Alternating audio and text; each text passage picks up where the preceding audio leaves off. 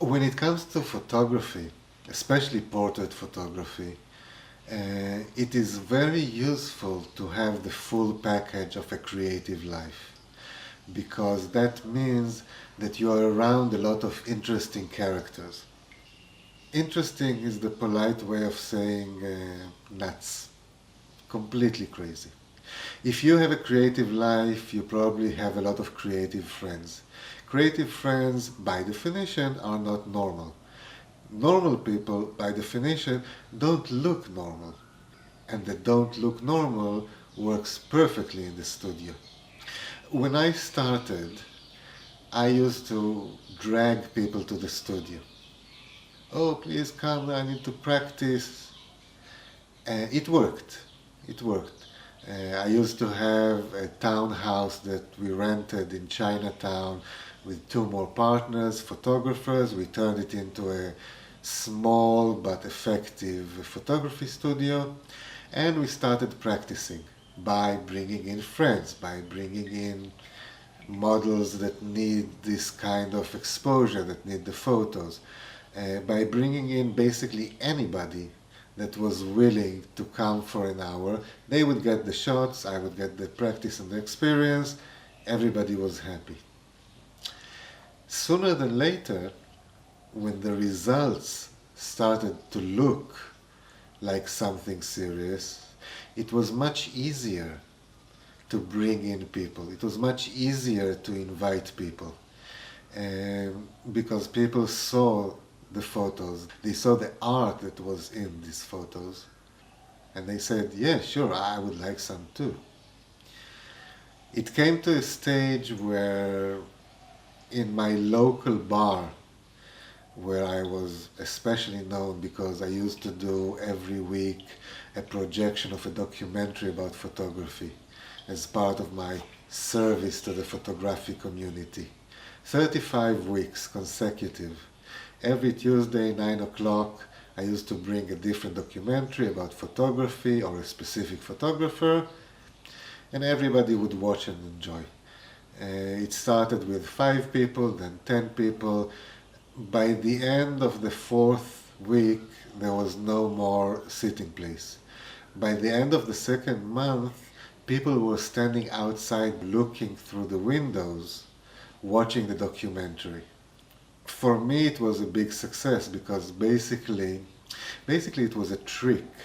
When I became a photographer, I said, how am I going to know the photographers in this town?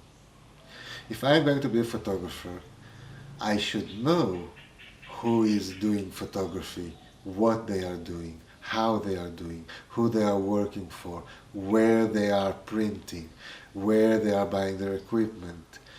Again, it's part of the research when you start a new profession, when you start a new step, a new phase.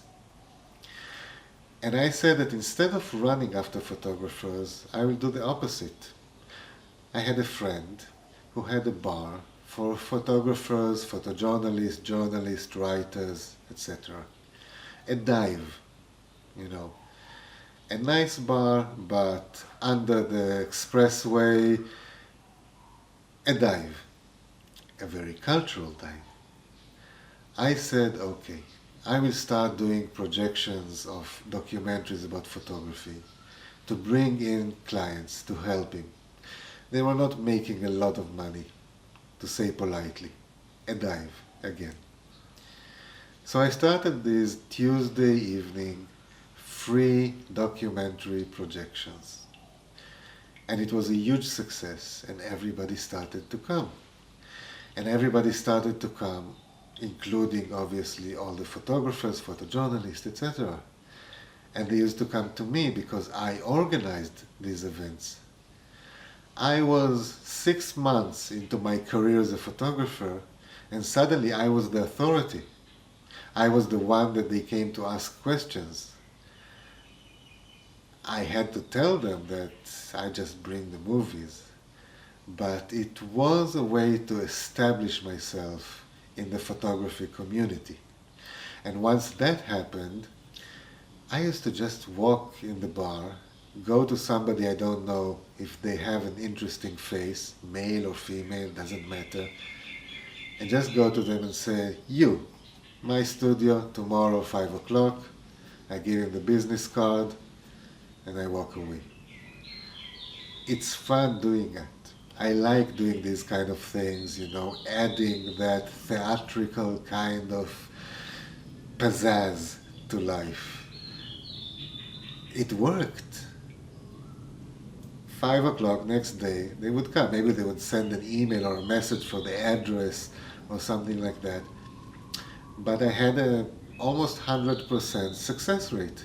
And this is how I brought so many models, so many actors, so many rock musicians from Russia and acrobats from Italy, how all these people ended up in my studio, a small private studio in the outskirts of town where nothing really happens other than me, a camera, a subject, and trying to get some magic.